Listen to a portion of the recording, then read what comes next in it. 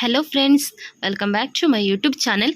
ಇವತ್ತಿನ ವಿಡಿಯೋದಲ್ಲಿ ನಾನು ನಾಗರ ಪಂಚಮಿ ದಿನದಂದು ಮಾಡುವಂಥ ಅರಶಿನ ಎಲೆಯ ಗಟ್ಟಿ ರೆಸಿಪಿನ ಶೇರ್ ಮಾಡ್ತಾ ಇದ್ದೇನೆ. ವಿಡಿಯೋ ಇಷ್ಟ ಆದರೆ ಪ್ಲೀಸ್ ನನ್ನ ಚಾನಲ್ಗೆ ಸಬ್ಸ್ಕ್ರೈಬ್ ಮಾಡ್ಕೊಳ್ಳಿ, ಲೈಕ್ ಮಾಡಿ, ಶೇರ್ ಮಾಡಿ ಮತ್ತು ಕಮೆಂಟ್ ಮಾಡಿ.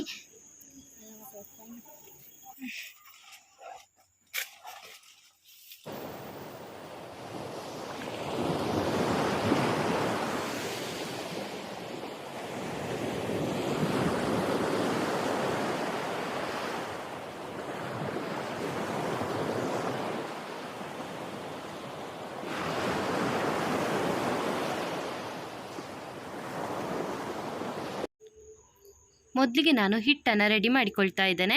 ಇದಕ್ಕೆ ನಾನು 5 ಗಂಟೆಗಳ ಕಾಲ ಅಕ್ಕಿನ ನೆನೆಸಿ ತೊಳೆದು ಇಟ್ಕೊಂಡಿದ್ದೇನೆ. ಜೊತೆಗೆ ನಾನು 2 ತೆಂಗಿನಕಾಯಿಯನ್ನು ತುರಿದು ಇಟ್ಕೊಂಡಿದ್ದೇನೆ. ಜೊತೆಗೆ ಬೆಲ್ಲ ಕೂಡ ತುರಿದು ಇಟ್ಕೊಂಡಿದ್ದೇನೆ.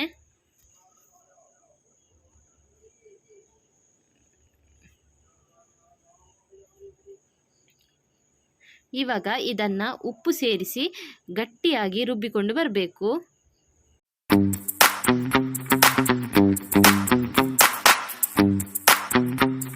ಆಮೇಲೆ ನಾನು ಆಲ್ರೆಡಿ ತಗೊಂಡಿರುವ ಬೆಲ್ಲಕ್ಕೆ ತುರಿದ ತೆಂಗಿನಕಾಯಿನ ಹಾಕಿ ಚೆನ್ನಾಗಿ ಮಿಕ್ಸ್ ಮಾಡಿಕೊಳ್ಬೇಕು.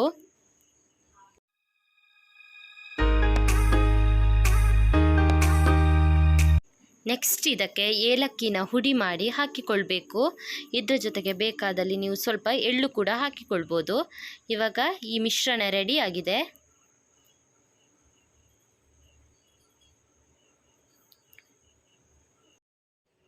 ನೆಕ್ಸ್ಟ್ ನಾನು ಅರಶಿನ ಎಲೆಗೆ ಸ್ವಲ್ಪ ಹಿಟ್ಟು ಹಾಕಿ ಅದನ್ನು ತೆಳುವಾಗಿ ಸ್ಪ್ರೆಡ್ ಮಾಡಿಕೊಳ್ಬೇಕು.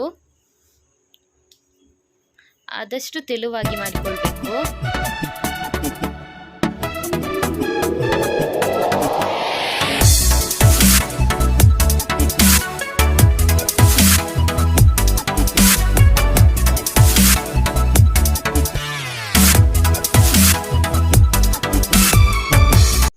ನೆಕ್ಸ್ಟ್ ಇದಕ್ಕೆ ನಾನು ಆವಾಗಲೇ ರೆಡಿ ಮಾಡಿ ಇಟ್ಟುಕೊಂಡಿರುವ ತೆಂಗಿನ ತುರಿ ಮತ್ತು ಬೆಲ್ಲದ ಮಿಶ್ರಣನ ಮಿಡ್ಲಿಗೆ ಹಾಕಿ ನೀಟಾಗಿ ಸ್ಪ್ರೆಡ್ ಮಾಡಿಕೊಳ್ಬೇಕು.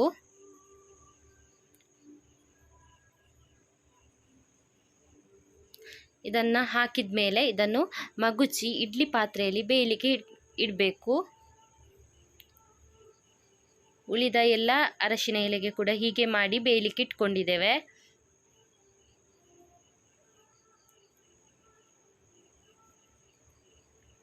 ನೋಡಿ, ಇವಾಗ ಇದನ್ನೊಂದು ಅಟ್ಲೀಸ್ಟ್ 2 ಗಂಟೆ ಆದರೂ ಬೇಯಲಿಕ್ಕೆ ಬಿಡಬೇಕು.